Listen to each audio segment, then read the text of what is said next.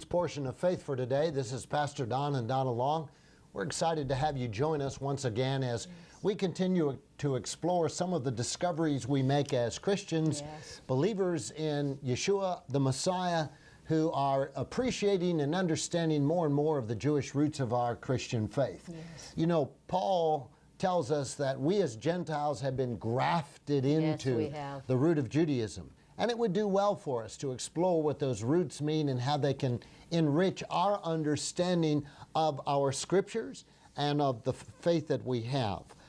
We've been talking over the past weeks, Donna, about the seasons that we're in. We've been talking about Hanukkah, and we're coming up upon one of the celebrations in the Christian church, which tends to be known throughout the world, and that is the celebration of Christmas or Christ Mass.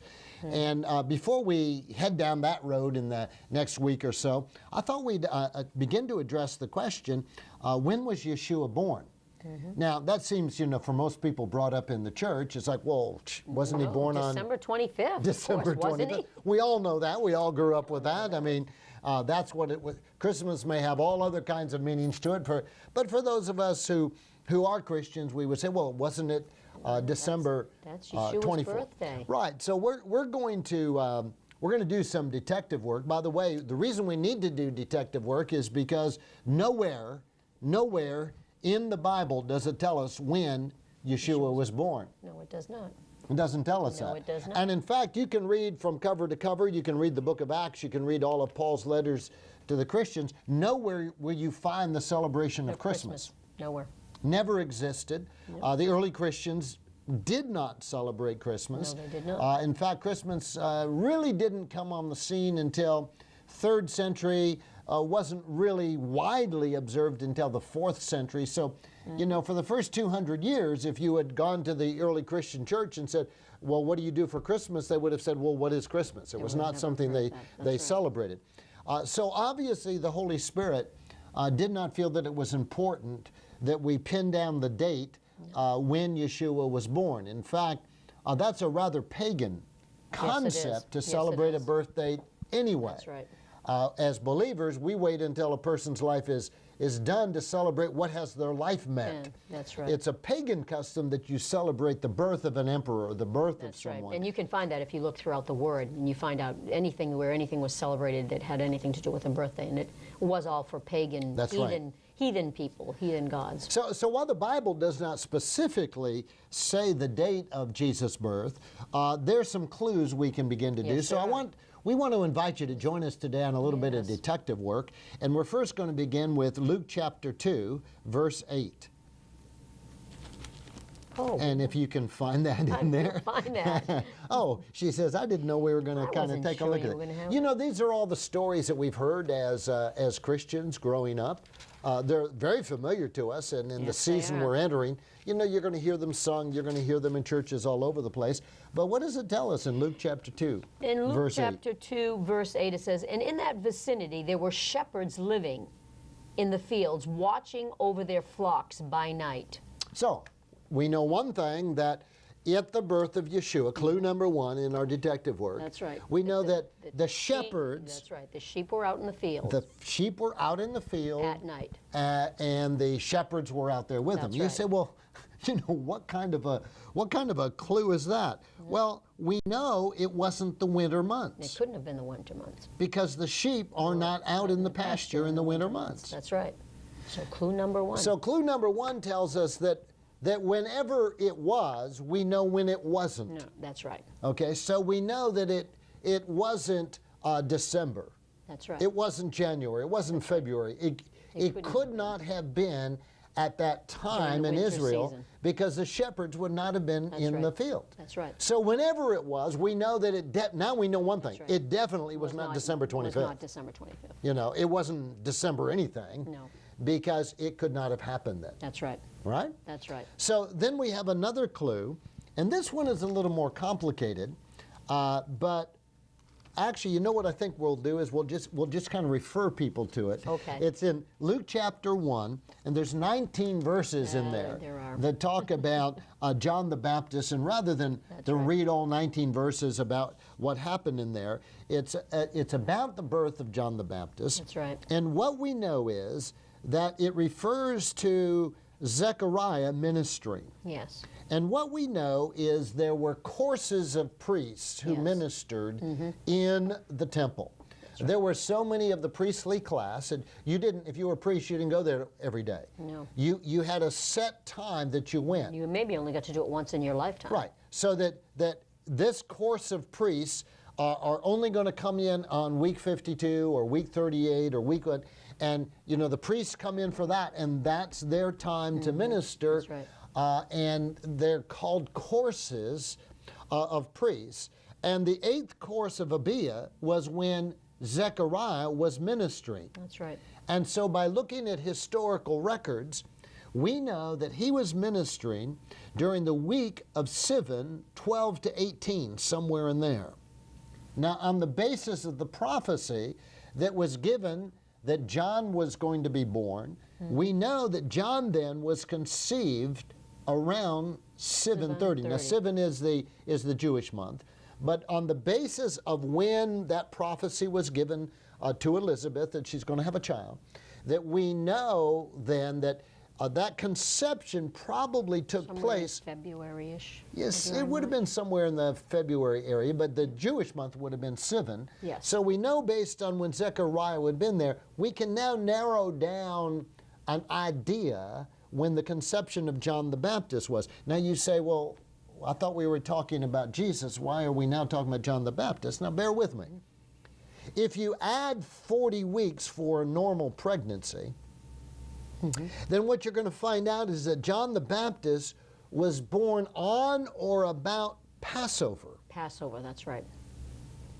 So actually, we can find out when it is. Just count back. Yeah. So by the way, in the Jewish month, that would have been Nisan 14. So we find out that based on, and why do the scriptures tell us who's serving and who's the priests in those days? Because see, now we can locate when those priests would have been serving, when that conception would have taken place. Right. So we can say that John the Baptist was probably born around Passover. Around Passover. Okay. That's right. So now you say, well, what's that got to do? Well, because we have some clue now about Jesus' conception. That's right. Do you have Luke chapter 1 there? Luke chapter 1, yes, I do. I am in that, yes. In verse 26, 26 through 33 is what we have here. And it says, now in the 6th month after the angel Gabriel was sent from God to a town of Galilee named Nazareth, to a girl never having been married, a virgin engaged to to be married to a man whose name was Joseph, a descendant of the house of David,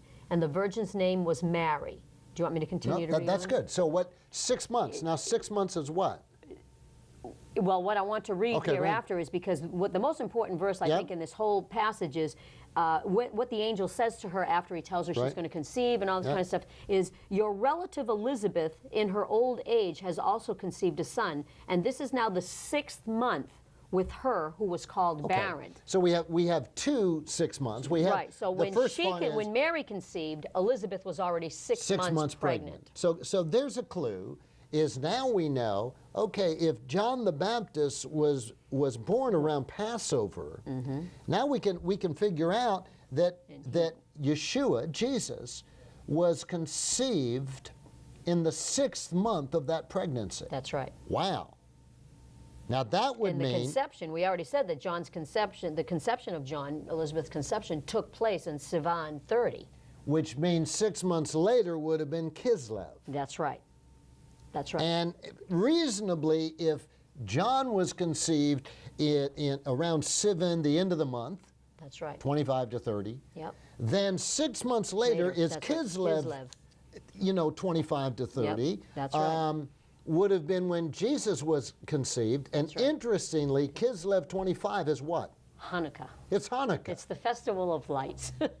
It's a festival of lights. Not a coincidence. So on the basis of even that little bit of research, that's right, we begin to have a good clue that it's possible that the Son of God, Jesus, Yeshua, That's right. was conceived during the festival of during the Hanukkah. festival of Hanukkah. That's right. And Jesus was what? The light of the world. And we've mentioned that last week, that Hanukkah is also called the Festival of Lights.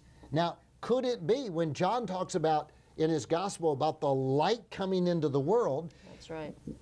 is it not likely that the light came into the world on Hanukkah, the Festival of Lights? That's right. That's right. Wow. That's exciting.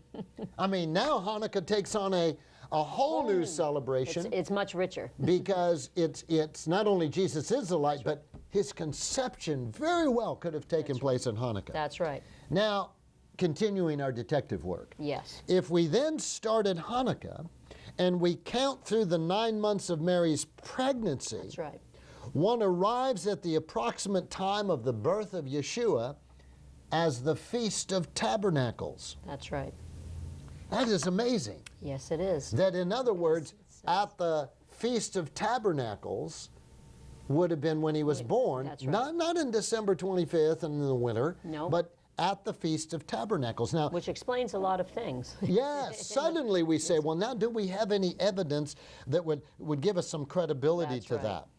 In Luke chapter 2, verse 1, what's that verse say? Luke 2, verse 1, let me see. It says, "In those days it occurred that a decree went out from Caesar Augustus that the whole Roman Empire should be registered." Now, one of the things we know about travel in those days was it was very difficult. Very difficult. They didn't have all the highways that we have. We do know that Tabernacles is one of the pilgrim feasts. Yes. So we know that will be celebrated into eternity. throughout eternity. That's right. That's when the Jews would come from wherever they were living. All the males. They would come to Jerusalem, and they would make that journey during the Festival of Tabernacles. That's right. And the emperors were known as, if we're going to tax the people, one of the easiest way is to tax them when they're all When there. they're already there. That's right. When they're already there. That's right. And so during the Feast of Tabernacles, when God required all of them to come, then right. they would all go there. And by the way, there was too many for Jerusalem. That's right. They would spill out all over the place. That's right. And so Bethlehem, which is only about 5 miles from Jerusalem, Yep. would have been both the place where Mary and Joseph could have gone That's right. to celebrate Tabernacles. They would have been close by. They could make the trip up to the temple, but also they could be registered in their hometown That's right. town for their taxes. So it begins to make sense that the gospel story about taxation also probably took place That's right. And during that's Tabernacles. why there was no room in the inn. That's right. You know, that's why everything was overcrowded, and they searched all over and couldn't find any room in the inn. So Luke chapter 2 again, look at verse 7. Luke 2, verse 7 says, "And she gave birth to her son, her firstborn, and she wrapped him in swaddling clothes and laid him in a manger because there was no room or place for them in the Okay, inn." now we understand that with Tabernacles, it's obviously crowded. Crowded. It's not that's just right. the taxation that was crowded. No, it was it's already- Tabernacles. that's right. Okay, That's so right. you're in the middle of the Feast of Tabernacles, and the place is crowded. There's no room at the inn, and they said that they put her in a manger. What is manger. this manger? Now turn back in your Bible to Genesis for me, Don. Yes, I will. Genesis chapter very good. 33 Yes. is a very interesting story. Yes, it is. And I think around verse 17 you can Yes, pick in it up. Genesis 33:17 it says, "But Jacob journeyed to Sukkot and built himself a house and made booths or places of shelter for his livestock." So the name of the place is called Sukkot, or booths. So he made a stable. He made these. What we would call a stable. We would call it a stable. That's right. The Hebrew Or a word. manger. The Hebrew word stable for stable That's right. is Sukkot. That's right. That's the name That's for right. stable. It's a temporary booth. That's right. Now get the picture. Everybody's coming to Tabernacles. They're all going to live in booths. What are you going to do with all your cattle and everything? right. And so they would build these little shelters, these little booths, these right. sukkos for That's right. for the animals to be in. And what That's would right. we in Western mind would look at it and say that's called a stable. That's right. Okay. That's Now right. there's no room in the inn. People have their little booths up, but there's no room. But we do have stable or lots of sukkahs all out there. All over the landscape, you were going to see all these sukkahs. And there were animals in them. in these That's right. sukkahs. And so the fields around Jerusalem would have been dotted with these sukkoths as temporary shelters for all the animals. That's right. Wow. And what does the gospel tell us? There's no room in the inn. They put them in a manger where the animals are. That's right, in a stable where the animals were. It all fits together. Wow. It's another clue that it very likely was tabernacles. That's right. But I'm going to tell you one that I really think is good. Look at the Gospel of John. Turn to John chapter 1. Okay. And, you know, there's an amazing way that John chooses to use words here. Yes. In verse 14. In verse 14, it says, "And the Word became flesh, human, incarnate, and tabernacled, fixed his tent of flesh, lived a while among us, and we actually saw his glory, his honor, his majesty, such glory as an only begotten Son receives from his Father, full of grace, favor, loving kindness, and truth."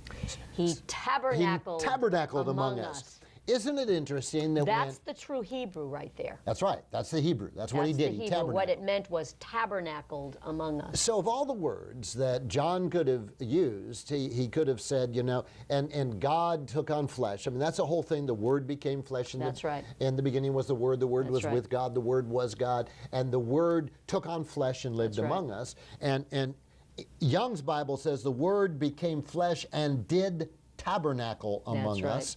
The NIV says the Word became flesh and made his dwelling among us. That's but the word there for dwelling is tabernacle.